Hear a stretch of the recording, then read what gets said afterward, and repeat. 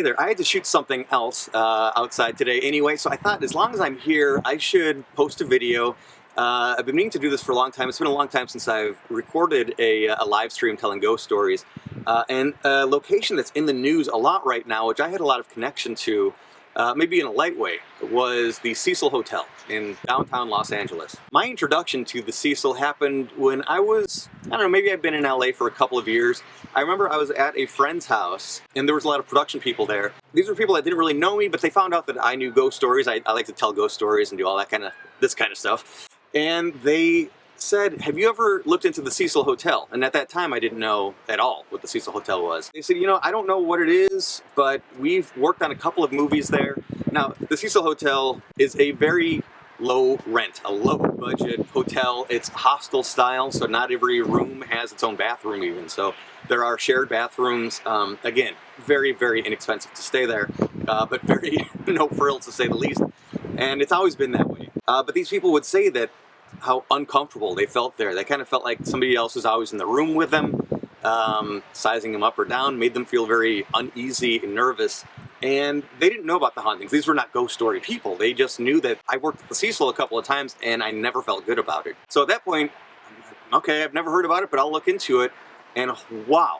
And this is actually before Elisa Lam passed away in that really bizarre, strange, unsettling instance that, of course, Netflix has a documentary about right now. But even before that, you look into it and you find out that there are a number of different hauntings associated with it. There's a lot of dark history associated with the location, whether it's homicides, a lot of suicides, and the fact that two different serial killers lived there while they were committing their really heinous acts of murder. So modern day, the location where the Cecil is really a Skid Row type of a very rough part of downtown Los Angeles. Downtown LA has been revitalized in a very big way. The LA Live area, there's so much to do downtown now, which didn't used to be the case. But when the Cecil came in, it was seen as kind of a cheaper, more affordable counterpart to the Biltmore, which is just a few blocks away.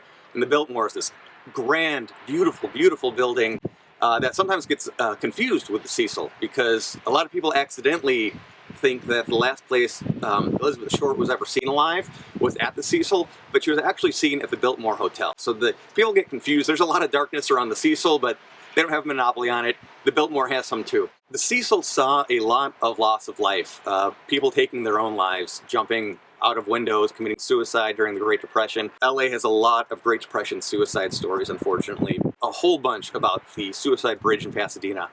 But the Cecil really had its own share in a really big way. And of course, one of the most famous stories, a suicide jumped out the window and actually killed somebody on the street who just happened to be walking down the sidewalk at the wrong time.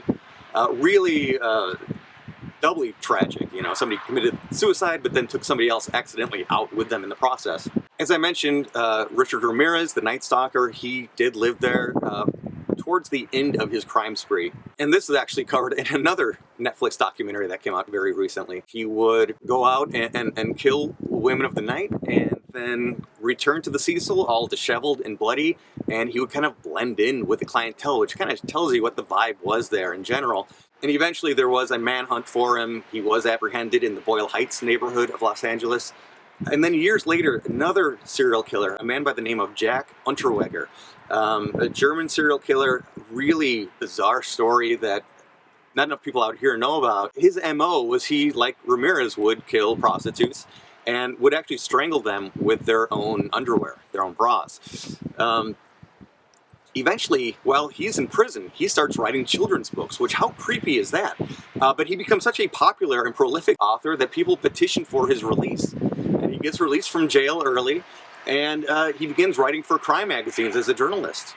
And I guess, who better? Write what you know, huh? But he ends up coming out to Los Angeles to write about the Night Stalker, and he decides to walk in the Night Stalker's footprints by staying at the Cecil Hotel, and he begins killing again. And he's even doing ride-alongs with the LAPD as he's kind of, getting the behind the scenes of how the police work in Los Angeles.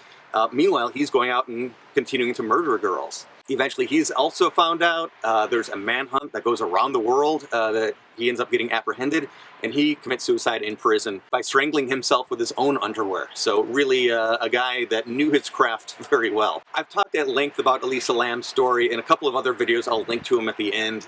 So I wanted to share two stories that come from my tour. They're not necessarily paranormal, but well, actually one is very paranormal. Two stories that come from the fact that I gave tours, Los Angeles Hauntings tours that went through Hollywood and downtown LA. It actually started when the Elisa Lam case was just a few months old. By coincidence, we ended up doing a tour right on the anniversary of them finding her body, the 1-year anniversary.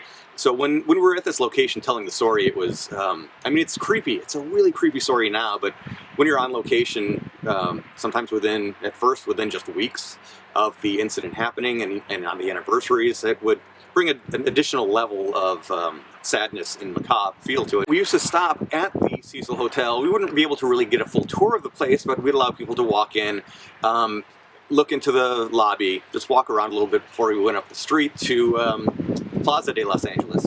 I think I stopped doing that, allowing people to get out, when one time I opened up the van door and a guy got out wearing a Night Stalker t-shirt. It looked like a concert t-shirt, as if you saw this guy in concert or something, and his face was just beaming with excitement. And that's up. That was just, it was so disturbing to me to see somebody that was a fan of a serial killer get out and just be like, oh my gosh, I'm in Graceland.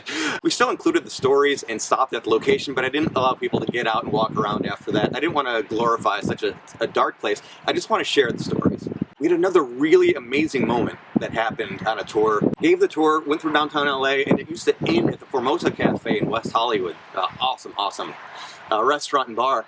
And sometimes if it was a really fun crowd, I would hang out, and if anybody wanted to tell stories and grab a drink later, I'd be very happy to do that.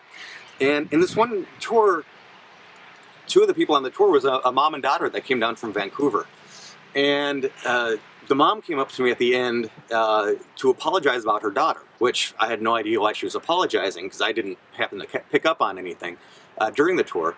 But she shared that her young daughter, who was in her early teens, was beginning to realize that she had some abilities. I don't know whether it was being able to have psychic abilities or pick up on the supernatural world at all. But they thought on their visit to LA, it would be good to take a ghost tour so her daughter could see that this is something that happens. That it's not that unusual, not to be afraid of it, and maybe have somebody to talk to about it.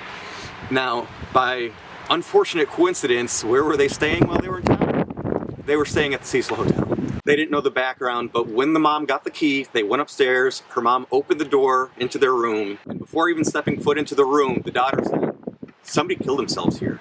She got this really strong impression that somebody committed suicide there, and of course then we pull up to the location, I started telling the story about how people had committed suicide, that a number of people had committed suicide at this location, and her daughter just kind of fell apart. So maybe I did more harm than good for her. I hope she is on her quest. The snowplows are beginning behind me, so I'm going to wrap it up. Thanks for watching. I hope everybody is doing well. I do want to start doing more videos, but in the meantime, just stay warm out there.